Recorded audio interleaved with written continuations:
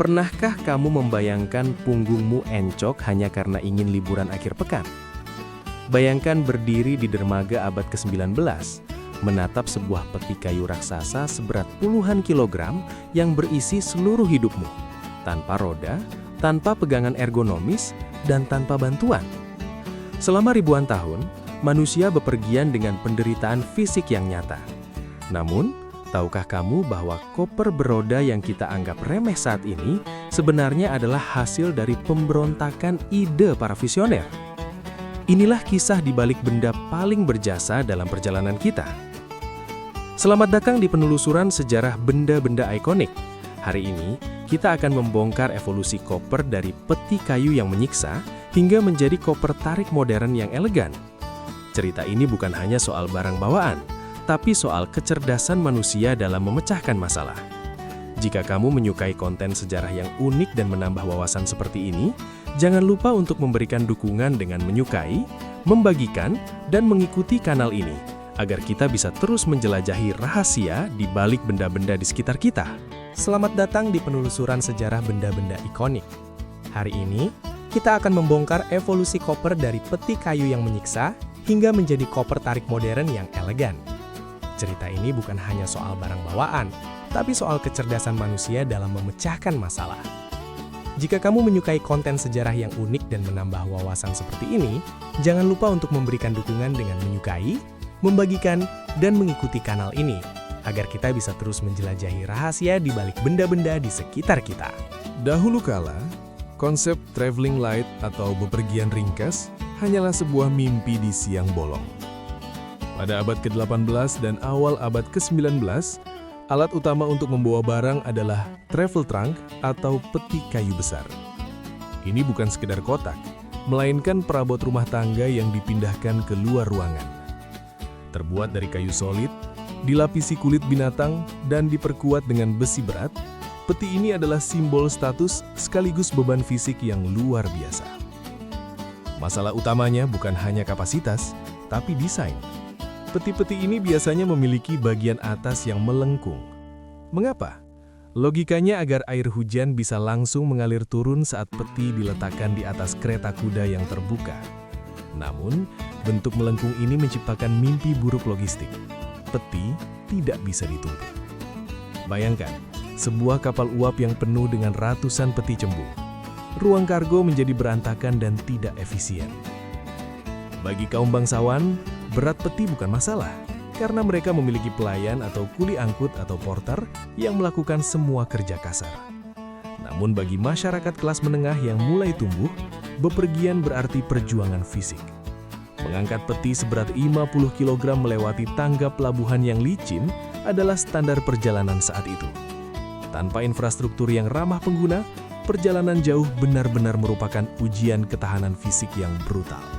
Di tengah kekacauan peti cembung itu, muncul seorang pemuda Prancis yang visioner bernama Louis Vuitton. Sebelum menjadi merek mewah dunia, Vuitton memulai karirnya sebagai layetier, pembuat peti dan pengemas barang untuk kaum elit Paris. Pada tahun 1854, ia menyadari sebuah kelemahan fatal dalam desain tradisional. Ia melakukan sesuatu yang dianggap radikal pada masanya. Ia menciptakan peti dengan bagian atas yang datar sepenuhnya. Dunia mode dan perjalanan saat itu sempat mencibir. Orang bertanya-tanya, bagaimana jika hujan turun dan air menggenang di atasnya? Namun, Vuitton menjawabnya dengan inovasi material. Ia menggunakan kanvas Trianon abu-abu yang tahan air, lebih ringan dari kulit dan tidak berbau. Keunggulan utamanya segera terbukti saat revolusi transportasi kereta api dan kapal uap meledak. Peti datar Vuitton bisa ditumpuk dengan rapi di gudang kargo, menghemat ruang secara drastis, dan tidak mudah bergeser saat guncangan terjadi. Inilah awal mula koper modern mulai terbentuk. Vuitton tidak hanya menjual tempat penyimpanan, ia menjual efisiensi dan gaya hidup. Desainnya yang datar memungkinkan para pelancong membawa lebih banyak barang dengan organisasi yang lebih baik. Meskipun masih berat dan tanpa roda, inovasi bentuk ini adalah fondasi pertama yang mengubah alat angkut barang dari sekedar kotak penyimpanan menjadi alat transportasi pribadi yang canggih. Sejarah koper mengajarkan kita satu hal penting tentang inovasi. Hal-hal yang paling mengubah hidup kita seringkali bukanlah teknologi rumit seperti roket, melainkan solusi sederhana untuk masalah yang sudah ada di depan mata selama ribuan tahun. Butuh waktu lebih dari 5.000 tahun sejak penemuan roda hingga seseorang berpikir untuk memasangnya di bawah tas pakaian. Mengapa? Karena terkadang tradisi dan ego menghalangi kita untuk melihat solusi yang paling logis. Inovasi dari Vuitton, Sado, dan Plath bukan hanya soal kenyamanan fisik. Ini adalah tentang demokratisasi perjalanan. Dengan adanya koper yang mudah dibawa, perjalanan menjadi lebih aksesibel bagi siapa saja, anak-anak, lansia, hingga pelancong tunggal. Kita tidak lagi bergantung pada jasa kuli angkut atau kekuatan otot yang besar untuk melihat dunia. Koper beroda memberikan kita kemerdekaan untuk bergerak lebih jauh, lebih cepat, dan lebih ringan. Setiap kali kamu mendengar bunyi roda koper yang beradu dengan lantai bandara yang halus, kamu sebenarnya sedang mendengar suara kemenangan dari ide-ide sederhana yang sempat ditertawakan. Dari peti kayu yang berat hingga koper polikarbonat super ringan masa kini, evolusi ini adalah bukti bahwa tidak ada masalah yang terlalu kecil untuk dipecahkan. Terkadang, kamu hanya perlu melihat sebuah troli di bandara untuk mengubah cara dunia bergerak. Koper beroda milik Sado memang revolusioner, tapi masih punya kekurangan.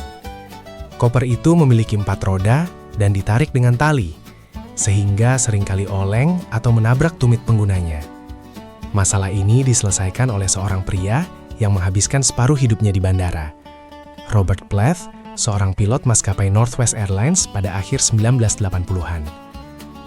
Sebagai pilot, Plath sering melihat kru kabin dan penumpang berjuang dengan koper mereka.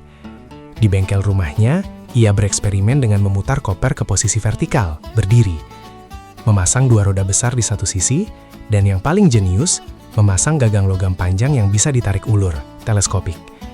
Ia menamakan ciptaannya Rollaboard. Awalnya, Plath hanya menjual koper ini kepada sesama pilot dan pramugari. Namun, penumpang yang melihat para kru berjalan dengan begitu anggun dan mudah di bandara mulai bertanya, di mana saya bisa membeli koper itu? Permintaan meledak. Desain Plath mengubah koper dari benda yang diseret di belakang menjadi benda yang mengikuti di samping. Desain 2 roda dengan gagang tarik ini menjadi standar industri yang mendefinisikan koper modern hingga detik ini. Sejarah koper mengajarkan kita satu hal penting tentang inovasi. Hal-hal yang paling mengubah hidup kita seringkali bukanlah teknologi rumit seperti roket, melainkan solusi sederhana untuk masalah yang sudah ada di depan mata selama ribuan tahun. Butuh waktu lebih dari 5.000 tahun sejak penemuan roda hingga seseorang berpikir untuk memasangnya di bawah tas pakaian. Mengapa? Karena terkadang tradisi dan ego menghalangi kita untuk melihat solusi yang paling logis. Inovasi dari Vuitton, Sado, dan Plath bukan hanya soal kenyamanan fisik. Ini adalah tentang demokratisasi perjalanan. Dengan adanya koper yang mudah dibawa, perjalanan menjadi lebih aksesibel bagi siapa saja, anak-anak, lansia, hingga pelancong tunggal. Kita tidak lagi bergantung pada jasa kuli angkut atau kekuatan otot yang besar untuk melihat dunia. Koper beroda memberikan kita kemerdekaan untuk bergerak lebih jauh, lebih cepat, dan lebih ringan. Setiap kali kamu mendengar bunyi roda koper yang beradu dengan lantai bandara yang halus, kamu sebenarnya sedang mendengar suara kemenangan dari ide-ide sederhana yang sempat ditertawakan. Dari peti kayu yang berat hingga koper polikarbonat super ringan masa kini, evolusi ini adalah bukti bahwa tidak ada masalah yang terlalu kecil untuk dipecahkan. Terkadang, kamu hanya perlu melihat sebuah troli di bandara untuk mengubah cara dunia bergerak. Itulah perjalanan panjang dari peti kayu yang menyiksa hingga koper pintar yang kita miliki saat ini.